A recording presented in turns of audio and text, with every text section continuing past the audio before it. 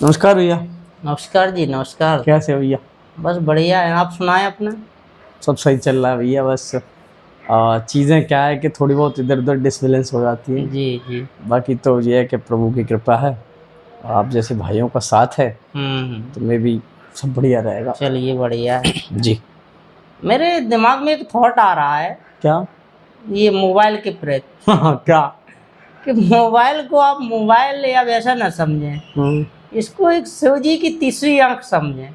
क्या यार, कि ये इतना सटीकता का कार्य करता है, अगर आप इसको सही पॉजिटिव नज़रिए से लें। बिल्कुल सही बात है ये। मतलब हर चीज़ को इतनी बेहतरीन आपकी लाइफ बनाने के लिए कारगर साबित है, अगर आप सही इस एंगल पे इसको थॉट में लाएं, और पूरा आपको पूरा विश्व भ्रमण करा देगा। ब्रो, तीसरी आंख से कम नहीं है ये, क्योंकि हम और आप कुछ बोल के भूल जाते हैं। हमारी दशा हमें पता नहीं होती, हमारी सिचुएशन, हमारे वर्ड फ्लो, हमारा जब कि हम ही कर रहे हैं वो हमें खुद पता नहीं होता है। हाँ। बट ये अगर इसकी तारीफ उस पे फोल्डर में दब जाता वो चीज़ है और माइंड से निकल जाती। बिल्कुल सही बात है ये। और एक से एक बेहतरीन आइडिया आने के बावजूद भी सुबह से शाम जब होती है, जब तक शाम तक सारे आइडियाज पे अपने एकदम धूल जम चुकी होती है, एकदम धुंधले होके बिल्कुल काम खत्म हो चुका होता है, मर चुके पड़ जाती है, समझिए। पैदा होने के बाद वो डल होने के बाद मर चुके होते हैं शाम तक। लेकिन अगर उसी कंडीशन को हम अगर कैमरे में रिकॉर्ड कर दें तो वही जान आ जाती है उसमें, सारे सिद्धांतों में।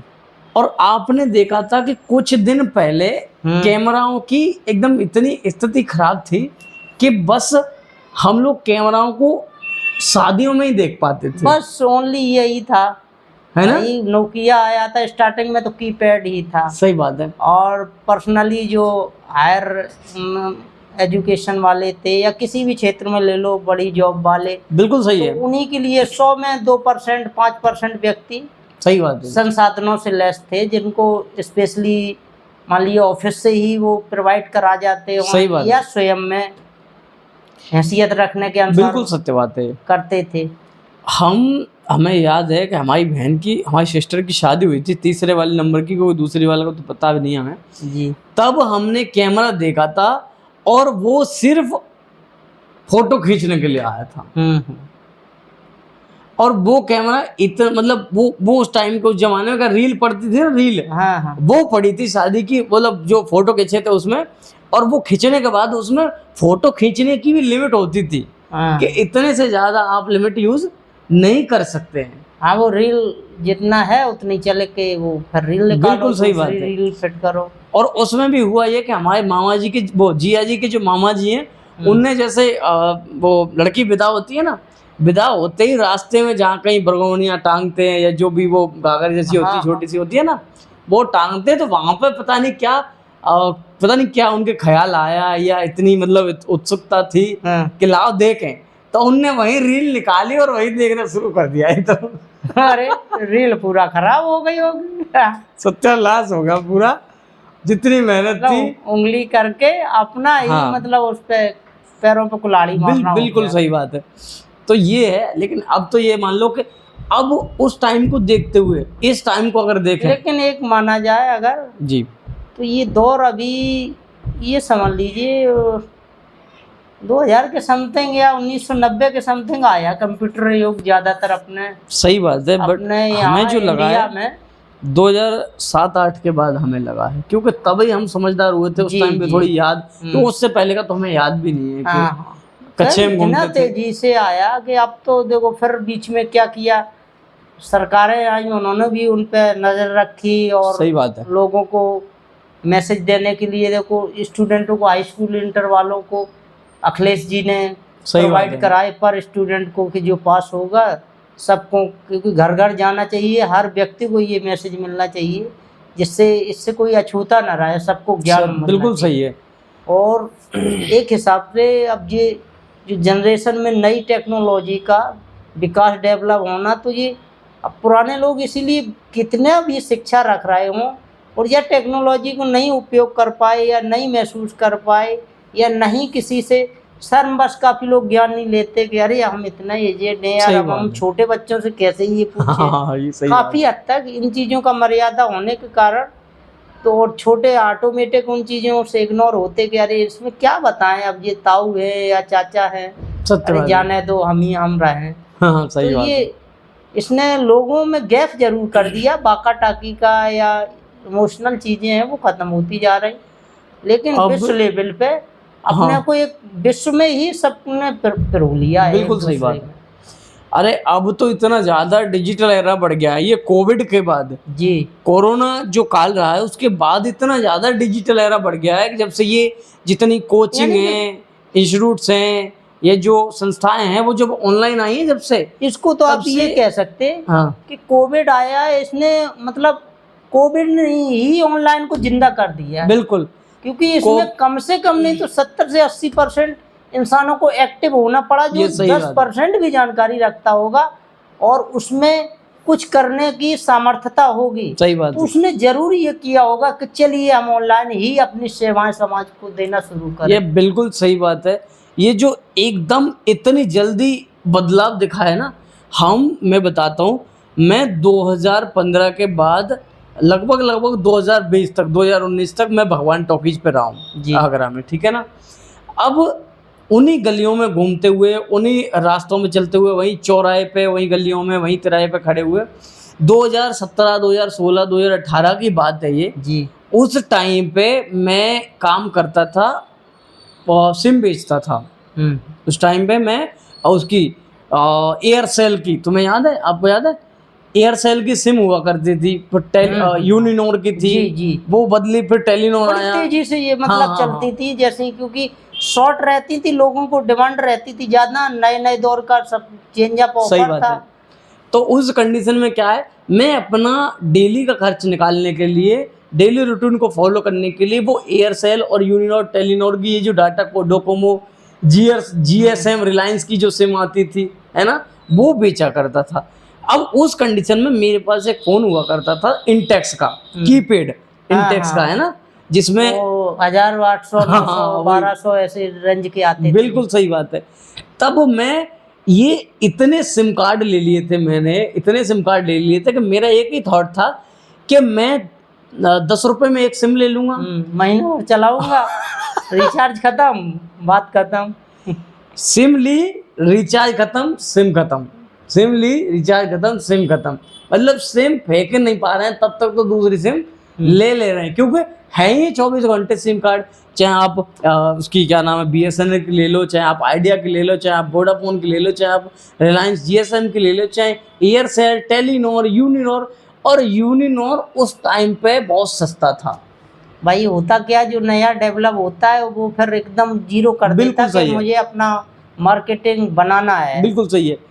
तो जैसे एग्जाम्पल के लिए मैं चलाता था आइडिया की सिम कार्ड, ठीक है ना। आइडिया का सिम कार्ड मेरे को आज भी याद है, 73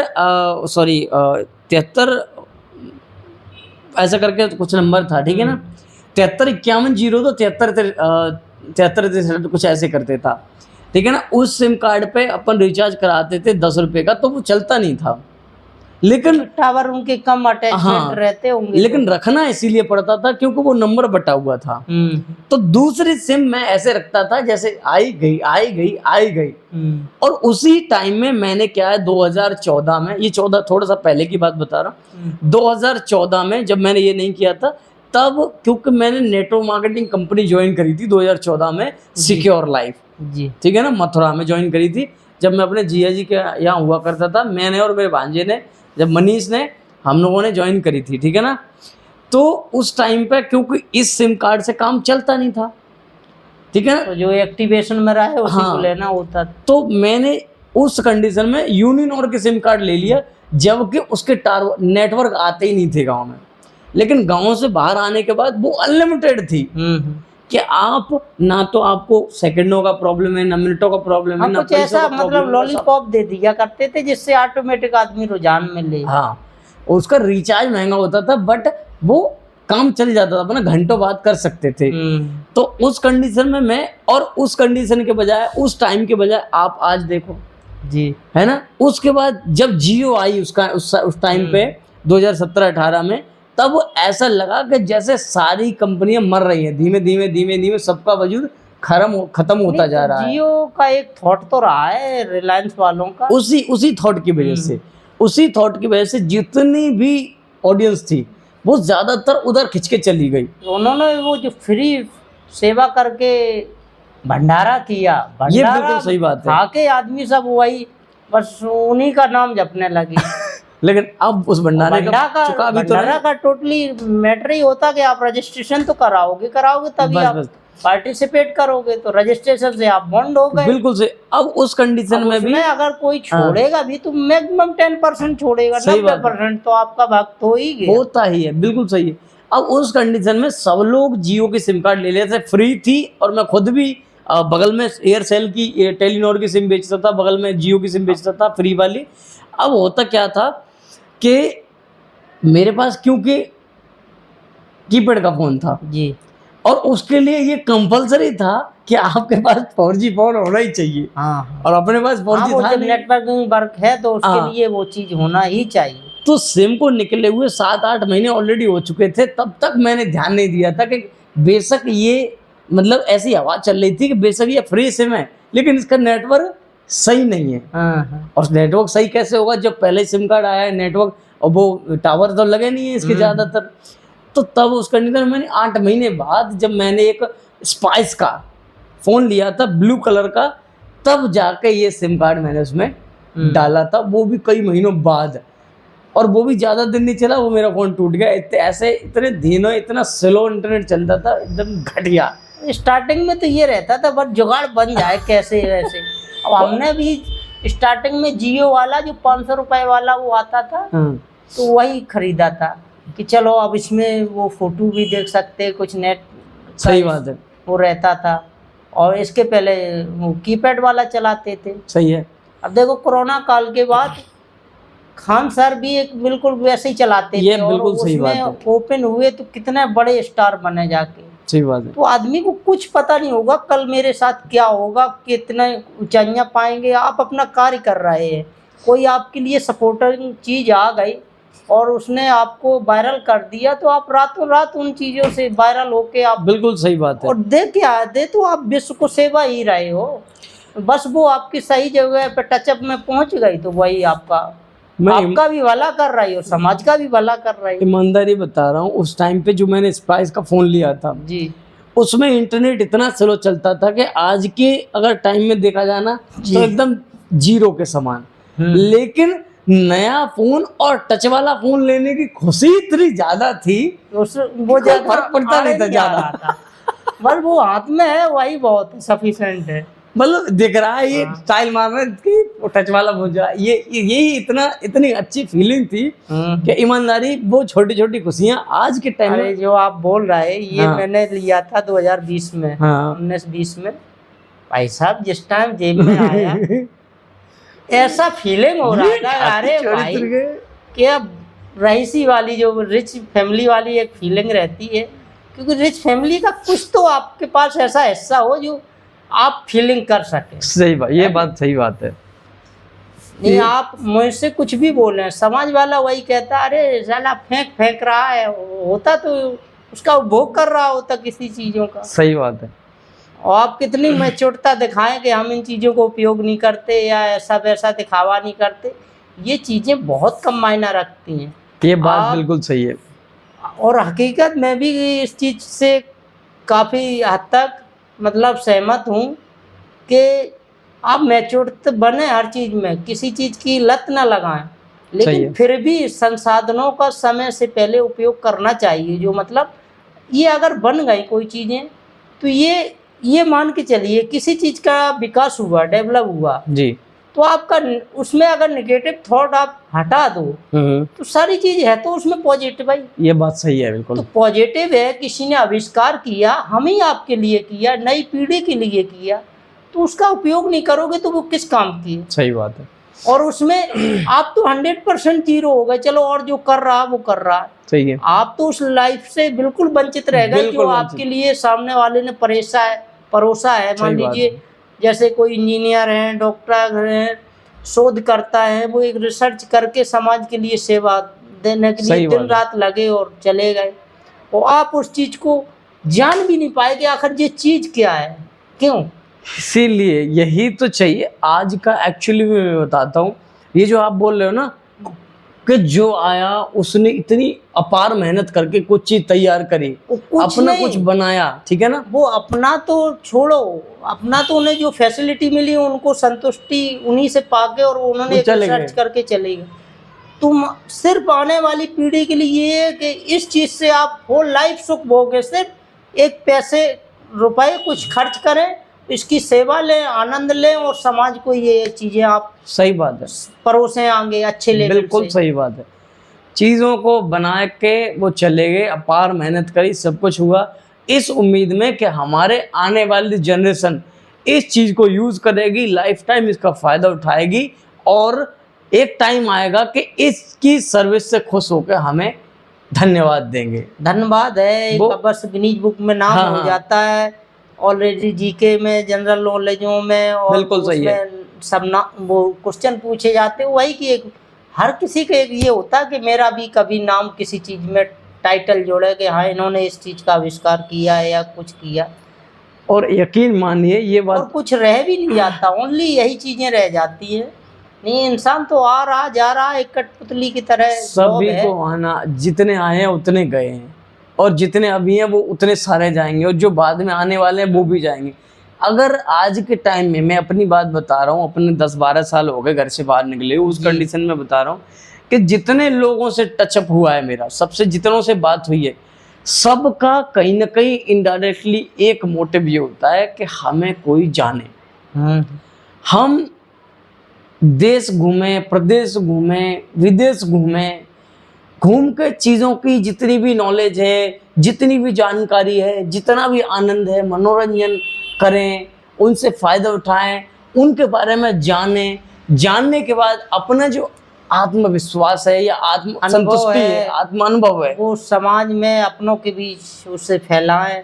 और अब तो संसाधन इतने अच्छे हो गए कि आप एक बटन पे सारी चीज़ मैसेज फॉरवर्ड कर सकते हैं। बिल्कुल सही है। जो समाज उसका अनुभव करे और आगे जो प्रेरणा लेके उन कदमों पे चलना चाहे तो उन कदमों के लिए उन्हें कुछ रास्ते मिले, क्लू मिले। बिल्कुल सही है। लेकिन इस सब के बावजूद भी आज के युवा के अंदर इतनी ज़्यादा उलझने पैदा हैं, कभी फैमिली की वजह से, कभी पर्सनल रिलेशन की वजह से, कभी करियर का इतना ज़्यादा लोड है कि वो सारी चीज़ों को करता है लेकिन अपने लिए अपनी ज़िंदगी नहीं जीता है। इसके लिए हम जो हमारा पर्सनली थॉट है जी, मैं तो ऐसा मानता हूँ, ये पीढ़ी दर पीढ़ी एक समस्या थोपी जाती है। आपकी पर्सनल लाइफ कभी रिलैक्सेबल जीने के लिए कोई थॉट ही नहीं दिया जाएगा। ऐसा लगता है कि जैसे गार्जियन होते हैं तो पहले तो हमेशा बेटा पढ़ ले 20 साल 22 साल तक ये चीज़ें ऐसी रखते, और कोई आपका ना आपकी रुचि रुझान समझेंगे, ना कुछ ये देखेंगे बच्चे की किस में रुचि है, किस साइड जाना चाहता है, क्या करने की ज़्यादा जिज्ञासा रखता है, जिसमें हम भी थोड़ा पुश कर दें तो उसका और हौसला बढ़ के वो आगे जा सके। और फिर ऐसे मोड़ पे छोड़ते हैं जिससे कहीं ट्रैक नहीं दिखता कि अब जाए तो जाए कहाँ इंसान। स्थिति ज़्यादा ही गड़बड़ है और टाइम टेबल का कोई बॉन्ड नहीं होता परिवार में। देखो एक कंपनी छोटी से छोटी हो, कितने सही तरीके से पीढ़ी दर पीढ़ी चलती चली जाती है। क्या है, एक वहाँ समय का और उसका सब बाउंडेशन ही तो होता है। सही बात, बिल्कुल सही है। वही सब एक दूसरे को, इंसान को, एम्प्लॉइज को और ऑनर को, सबको बांध रखता है। सही है। उस सब के लिए वो अर्निंग देती है। और फैमिली में सब अपने होते हैं, वो सब एक दूसरे से पर्सनली कटे होते हैं। ये लगता है जैसे रोज एक दूसरे से 10 रुपए 20 रुपए 50 रुपए हम लोग एक दूसरे की जेब से चुरा रहे हैं। सही है। तो ये क्या कहने को फैमिली मेंबर कहलाते हैं, और सबसे बड़े दुश्मन के रूप में कार्य होता है। अरे मैं अपना एक एक्सपीरियंस छोटा सा किस्सा शेयर करता हूँ जी।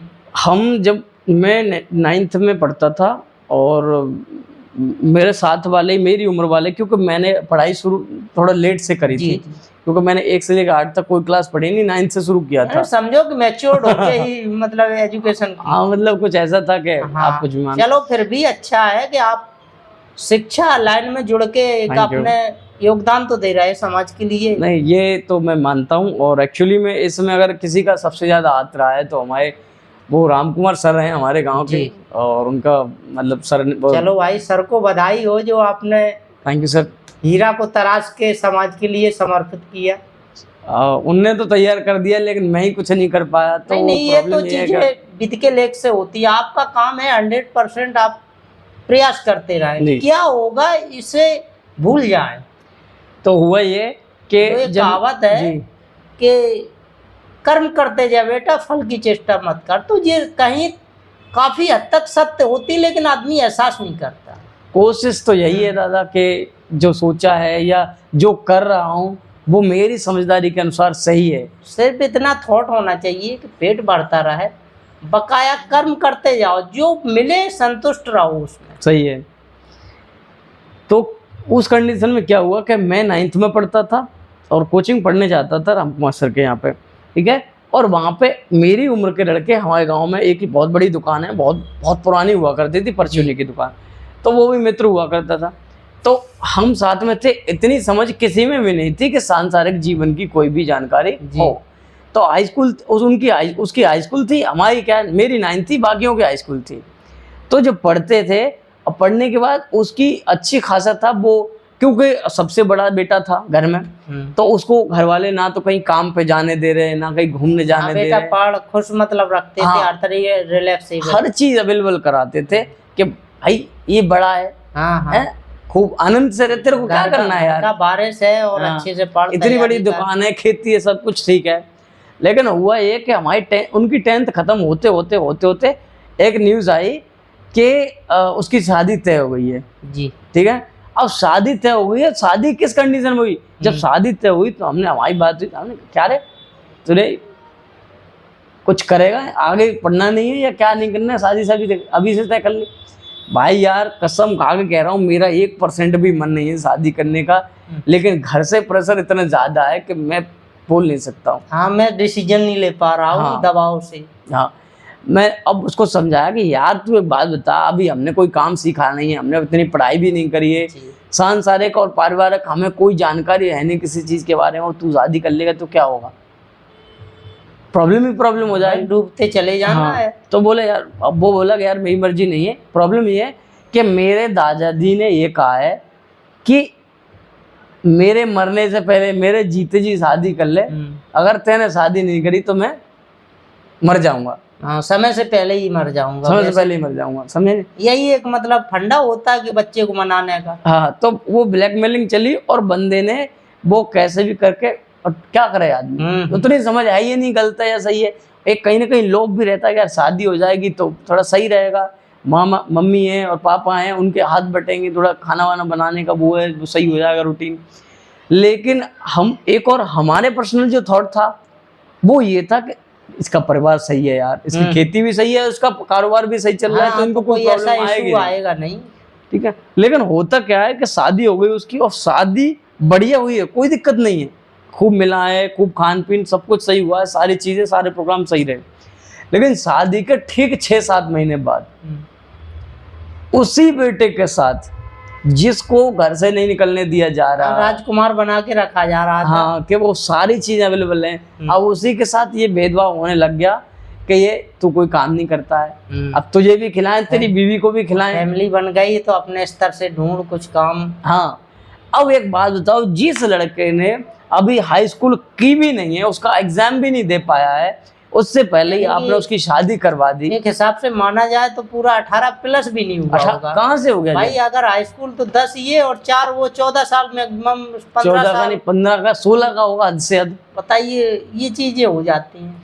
तो वो लड़कियों की बल्कि और कम उम्र की, मतलब हाँ बिल्कुल सही है, लड़कों में तो चलो थोड़ा आदमी सद भी लेता है। तो उसकी शादी हो गई। शादी होने के बाद जो लड़का एकदम VIP रहता था, एकदम बेहतरीन कपड़े पहनता था, एकदम हीरो की तरह लगता था, एकदम ये मान लो कि मोहल्ले में लगभग उससे ज्यादा बेहतर स्थिति उस टाइम पे किसी की नहीं थी, अपने क्लास टाइम पे, क्लासमेट में भी। लेकिन आज उसको देखो तो वो कभी कहीं मतलब ट्रैक्टर चला रहा होगा, हाँ, कभी नॉर्मल मतलब घूम रहा होगा, कुछ करेगा, जो जैसी कंडीशन में आ गया वर्क करना है उस लेवल से, लेकिन थॉट कोई बन ही नहीं पाया। अब बातचीत होती भी है, कहीं मिलते हैं तो और क्या हाल है, बढ़िया है, हाँ बढ़िया है, बस वही जो डायलॉग रहता है कि आपके जहाँ आंसू ना निकल रहे हों, समस्याएं इतनी हों, लेकिन हाँ बढ़िया है।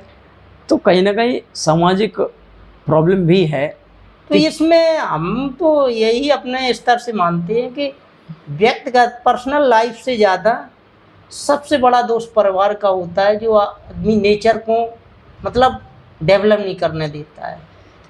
बिल्कुल आपकी बात कहीं तक सही है, बस मैं ये नहीं कहता कि परिवार वाले गलत हैं, पर मैं ये कहता हूँ कि आप बिल्कुल सही हो, लेकिन उसको जैसे हम हैं, हमारी शादी आप करना चाहते हो बेशक करो, लेकिन उस लायक तो होने दो, उतनी समझ तो आने दो अंदर कि सही क्या है गलत क्या है।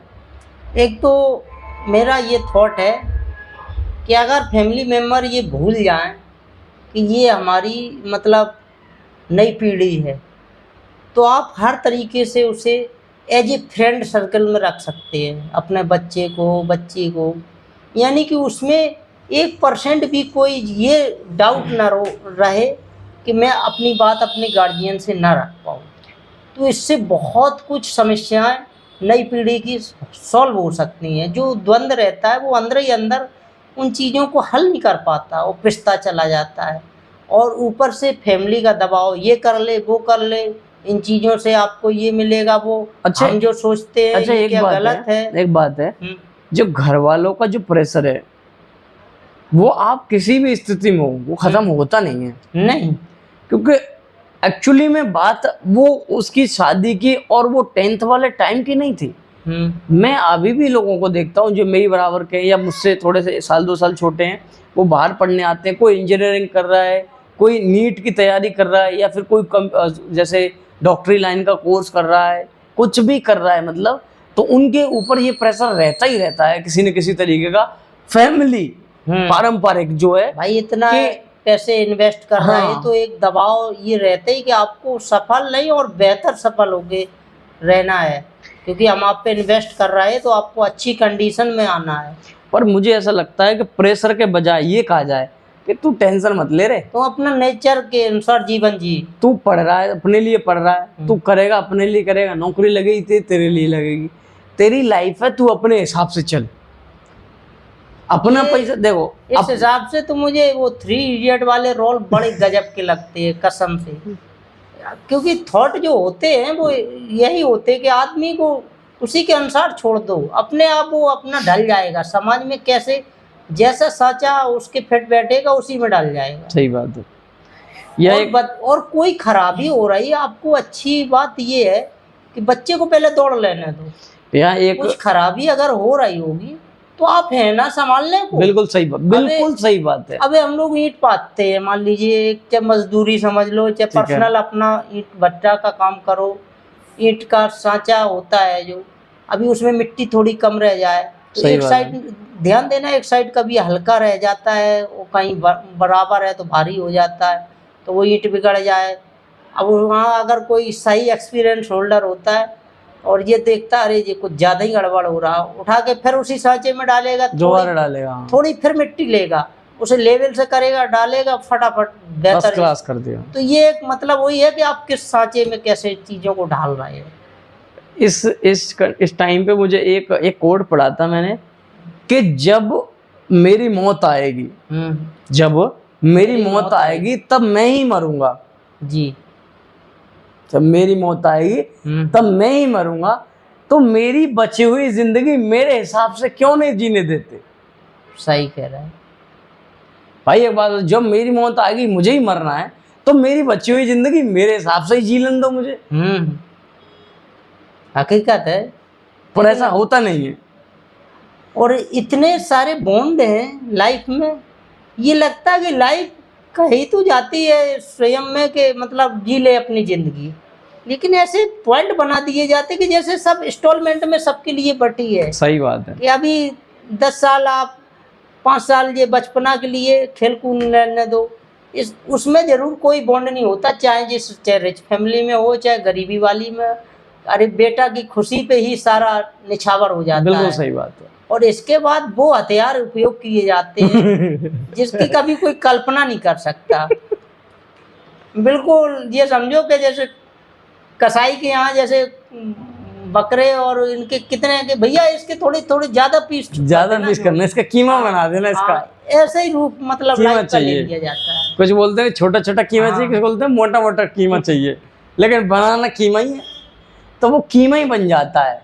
क्योंकि जब तक कुछ करने लायक या सोच भी नहीं होती तब तक आप उसको बांध देते हो। वैसे कहो तो लाइफ में एक हिसाब से ये मान के चलिए कि हमारे लोगों की गार्जियन है, ठीक, जब मुझे पैदा किया तो आप किसी न किसी हद तक सेट ही होंगे अपनी लाइफ में। सही बात, मान के चलिए सेट हो गए तो बच्चे को कुछ नया कराना तो आप सोचो कि कुछ इसे हमें नए स्टेज में ले जाना, नहीं कराना तो आप सोचें अपनी विरासत संभलवानी है तो बालेबल से उसको स्टैंड कर दें। सही बात है। फिर भाई फैमिली को डर किस बात का कि हमारा बच्चा बिगड़ जाएगा या कुछ, आप अपने सांचे में डाल लो, उसे इम्प्रूव करवाना है, तालमेल बैठा के आगे दूसरी सीढ़ी पे पहुंचा दो। सही बात है। सो लौट के ये स्थिति आ जाती है कि दबाव वबाव में शादी वादी करवा दो और फिर 4-6 महीना में लड़ाई वड़ाई करवा के अलग कर दो। कंडीशन ये कि भाई साहब 15 दिन का राशन पानी खाना पानी तक नहीं होती। फैमिली में जब बंटवारा की स्थिति आती, एक आदमी छीनता है और दूसरा पूरा लुटता है, ये कंडीशन पे ट्रांसफ़र होती है विरासत। और स्थिति ये होती है कि जिस पे कुछ नहीं होता बाल बच्चे पे, वो 2-4 दिन जैसे तैसे बीबी की जुगाड़ करके राशन पानी रख के मुश्किल से तुरंत फिर तार जोड़ता कहीं ना कहीं शहर जाएगा मजदूरी के लिए। और दूसरा हमेशा बिल्कुल शिकारी की तरह बैठा होता है कि आप आइए, हम आपका स्वागत कर रहे हैं। सही बिल्कुल बात। आप बस पूरी जिंदगी हमें समर्पित कर दीजिए, हम आप ही से क्रीम बना के खाएंगे। सही है। आपको छाछ भी नहीं देंगे और एहसास आपको ये लगेगा कि हमारी जिंदगी चल रही है। बिजनेसमैन या कंपनियों का काम ही यही है। तो ये टोटली कंपनियों का छलावा नहीं है, ये फैमिली का छलावा होता है। जितने लोग आज के टाइम में 8,000, 10,000, 15,000 जितने लोग ये नौकरियां कर रहे हैं प्राइवेट, कहीं कोई दिल्ली में है, बम्बई में है, आगरा में है या अन्य किसी और शहर में, अगर आप ये सोचते हो कि आप 10,000, 15,000 की नौकरी करके अपने परिवार का या अपना समय बदल दोगे, तो ब्रो सपने में भी नहीं। 11 साल के एक्सपीरियंस के अकॉर्डिंग बता रहा हूँ, ये बहुत बड़ी गलतफहमी है। मुझे भी थी, ये मैं आपको अपने एक्सपीरियंस के अकॉर्डिंग बता रहा हूँ कि बहुत बड़ी गलतफहमी है। अगर कुछ करना है तो भाई जॉब कर रहे हो तो बेशक करो, लेकिन एक्स्ट्रा टाइम में कुछ भी ऐसा करो जिससे आपको लगे कि आने वाले भविष्य में आपका कुछ हो सकता है। और ये जो आपकी डेली 10 to 6 या फिर 9 to 5 की जो नौकरी है, उससे छुटकारा आपको मिल सकता है। समझ रहे हो आप? अरे आपको ना मिले तो आपकी नई जनरेशन को मिल सके, जिससे आप प्रेरणा बन सकें कि हमारे पिता ने इतना संघर्ष किया, चलो इसको मैं आगे बढ़ा के कुछ और अचीव करूं। और एक और ज़रूरी बात वो ये है कि जितना आप सोचते हो ना, कह रहे पूरा ज़िंदगी पड़ी है, पूरी एकदम पूरा जीवन पड़ा है, बहुत सारा पैसा कमाएंगे, अनलिमिटेड पैसा कमाएंगे, पूरी धुआं निकाल देंगे, सारे सपने पूरे कर लेंगे, तो ब्रो हर चीज़ की लिमिट है। आप 10,000 कमा रहे हो, 15,000 कमा रहे हो और उसको मल्टीप्लाई कर लो। एक महीने में 15,000 कमाए और मल्टीप्लाई कर लो कितने, एक साल में कितने महीने होते हैं? 12। और 12 में मल्टीप्लाई कर लो 15 का, 180 बनेगी। 1,80,000 बन गया। अब 1,80,000, अब तुम अभी कितनी उम्र है आपकी? अभी 20 होगी, 22 होगी, 25 होगी, ठीक है ना? अब आदमी के शरीर में जितने दिन तक ताकत बनी रहती है तभी तक कर सकता है वो। लाइक आप आज के टाइम में आप 25 साल के हो तो हद से हद 25 ही साल और नौकरी कर पाओगे, अदरवाइज 25 भी नहीं कर पाओगे, 20 ही कर पाओगे। अब एक साल में अगर आप 1,80,000 कमाते हो, मैं राउंड फिगर में 2 लाख कर लेता हूँ, ठीक है ना जी, जिससे कैलकुलेशन आसान हो जाएगी, ठीक है ना? अब 2 लाख रुपए आप एक साल में कमाते हो, 25 के हो चुके हो और 20 साल और काम करते हो, तो 20 दूनी 40 लाख 40 लाख रुपए हद से हद कमा पाओगे, लेकिन उसमें भी 1,80,000 ही कमाए थे आपने एक साल में। 20,000 रुपए हर साल के कम कर दो तो 20 सालों में कितने रुपए कम हो गए? चल सही है यार, मतलब कितने? 20 सालों में 20,000 रुपए हर साल के अकॉर्डिंग अगर कम करते हैं तो 5 सालों में कितने हुए? 1 लाख। 10 सालों में कितने हुए? 2 लाख। तो 20 सालों में 4 लाख कम हुए, मतलब आपने टोटल 36 लाख रुपए कमाए, वो भी किसी एक छुट्टी के बिना। एक छुट्टी भी नहीं मारी आपने, पूरे 20 साल लगातार काम किया, तब जाके 36 लाख कमाए। इसमें भी सच्चाई ये है 36 रुपए नहीं होंगे लास्ट में। पेमेंट आते ही तुरंत चटर पटर चारों तरफ में सो जाएगी, हम बता, कभी भी ठहर ही नहीं पाएगी। मैं एग्जाम्पल के साथ अपना भी देता हूँ। मैं इतने दिन से नौकरी कर रहा था और ऐसा नहीं है कि पैसे अच्छे खासे नहीं कमाए, खूब कमाए, लेकिन महीने के लास्ट तक पैसे आते बाद में थे। पहले 4 जगह जाने का रास्ता हो जाता था, ठीक है ना, और मुझे खुद समझ में नहीं आ रहा था कि मैं करूं क्या। इतना काम करने के बावजूद भी अगर मेरे जेब में अगर 1,000-2,000 रुपये नहीं है, मैं इमरजेंसी में कोई अपना ही काम नहीं निकाल पा रहा हूँ, दूसरे का तब निकालूंगा जब अपना ही निकालूंगा। तब उस कंडीशन में बताओ इस नौकरी से क्या हो रहा है, क्या होगा? और आप बोलते हो कुछ पता नहीं क्या कर दोगे। अब 36 लाख कमाए 20 साल तक काम करने के बाद बिना एक दिन की छुट्टी किए, और मान लो कि आप किसी ऐसी जगह काम कर रहे हो कि जहाँ संडे की छुट्टी रहती है, तो 20 सालों में कितने हुए दिन? एक साल में 52 संडे होते हैं, तो 52 संडे छुट्टियां हो गई, समझ रहे हो? 50 संडे राउंड फिगर में 50 मान लो आप। एक साल की 50 होती है तो 20 साल की कितनी हुई? 20 गुणा 50 1000। 1000 छुट्टियां हो गई आपकी, और 1000 छुट्टियों का मतलब है एक साल कितने दिनों का होता है? 360 दिन का, ठीक है? तो लगभग आपके 3 साल है खत्म।